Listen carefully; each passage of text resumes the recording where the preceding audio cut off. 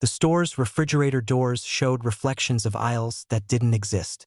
I noticed it during the slowest hour of the night, the thin slice of time between 2 and 3 in the morning when the highway traffic thins to a distant whisper and the fluorescent lights seem louder than the world outside. The refrigerators ran along the back wall of the convenience store. Tall glass doors fogged faintly with cold.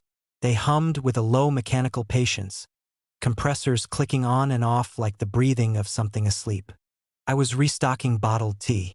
The cardboard case sat open on the tile floor. The air spilling from the refrigerator brushed my wrists with a dry, refrigerated chill as I slid bottles into their metal rack. The seals around the doors wheezed softly every time one opened. Buzzing lights overhead. The faint rumble of a truck somewhere out on the road.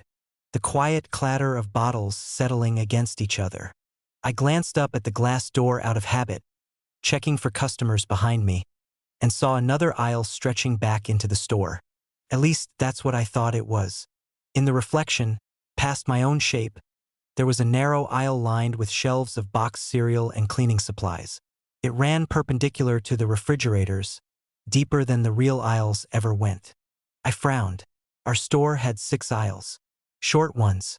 None of them were anywhere near the refrigerators. I turned. Behind me, the checkout counter, the magazine rack, the lottery display. No aisle. I looked back at the refrigerator door. The aisle was gone. Just the reflection of the checkout counter now. I told myself it was the angle. Reflections in glass could warp things, bend the layout of a room.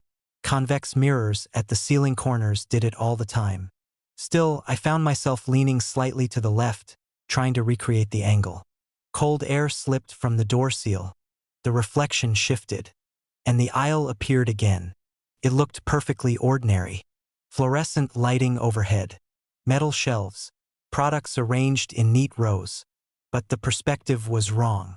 The aisle seemed longer than the building could physically contain. It receded farther and farther back until the light dimmed into a gray corridor. I stared at it. In the reflection, a bottle slipped from my hand. But in reality, the bottle was still in my grip. The reflected one hit the floor with a silent bounce. My stomach tightened. A second later, the Real bottle slipped. Clack. It rolled across the tile. The sound seemed too loud in the quiet store. I straightened slowly and looked back at the refrigerator door. The reflected aisle was still there. But the shelves were different now.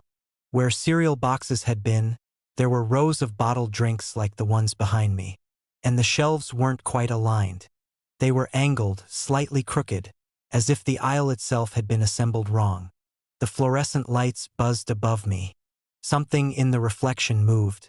Just a shift in the far distance. A darker shape crossing between shelves.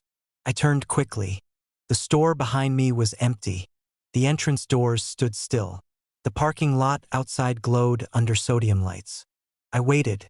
Nothing. I looked back at the refrigerator. The aisle was deeper now. The shelves stretched farther than before, fading into a dim, narrow corridor. And near the back of it, something stood still. A figure, too far away to see clearly. It stood between the shelves, facing the glass. Facing me.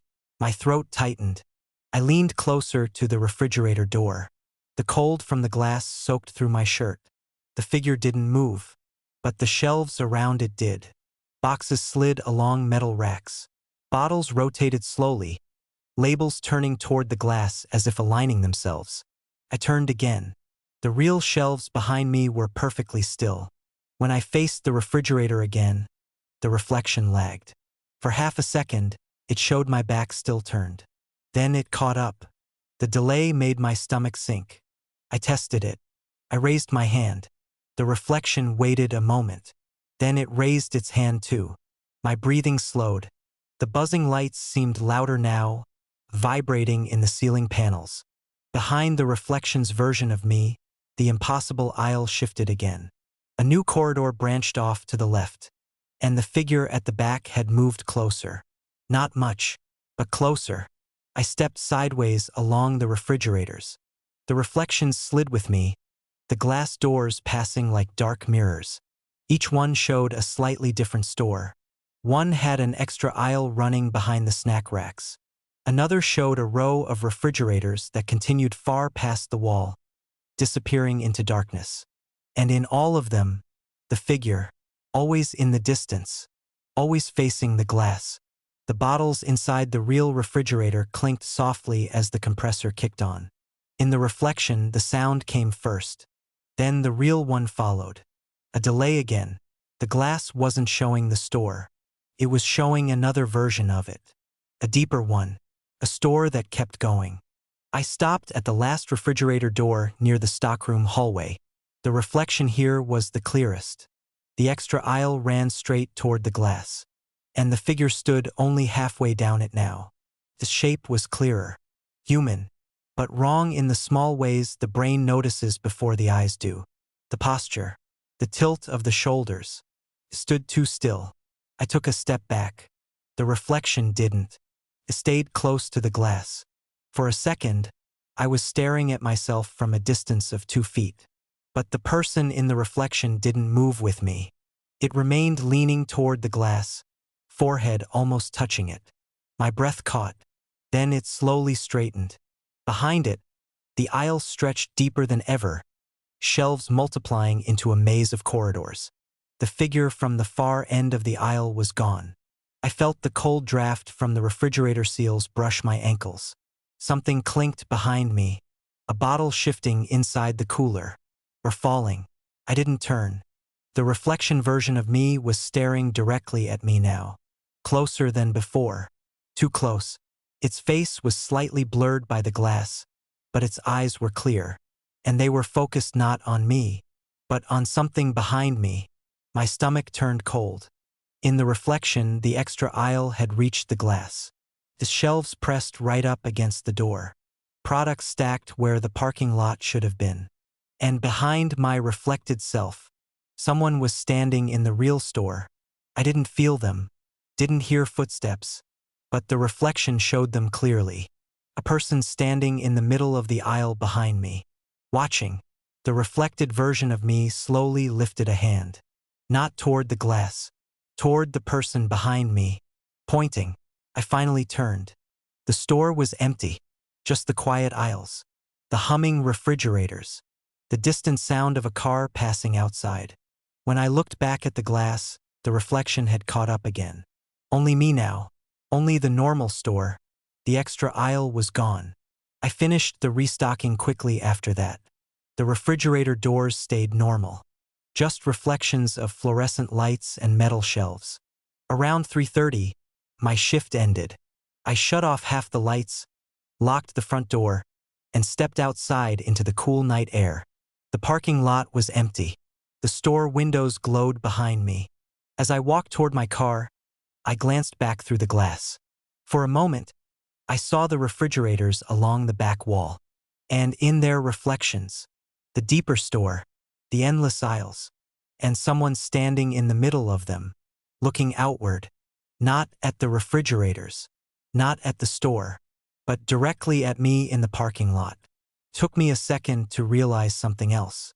The person in that reflection wasn't standing alone. Behind them, standing at the refrigerator door inside that deeper store, was me. A man entered and asked if he could return the hour he lost here. It was the kind of sentence that shouldn't make sense in a convenience store, especially at 2:17 in the morning when the world outside feels paused and the fluorescent lights hum like insects trapped in the ceiling. The glass doors slid open with their soft hydraulic sigh. Cold air drifted in from the night. I looked up from the register. He stood just inside the entrance, hands in the pockets of a long gray coat. Not old exactly, maybe mid-40s, but there was something worn about him. His posture had the quiet patience of someone waiting in line even when no one else was there. Behind him, the parking lot was empty. Highway traffic murmured somewhere far off. "Sorry," I said.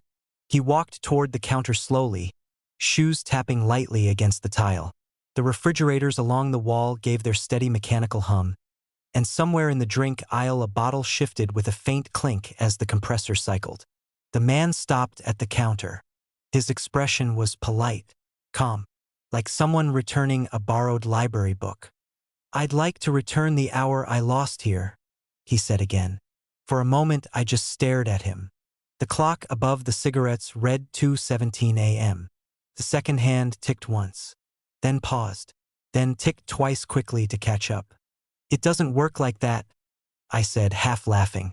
He nodded as if he'd expected the response. "Yes," he said gently, "it does."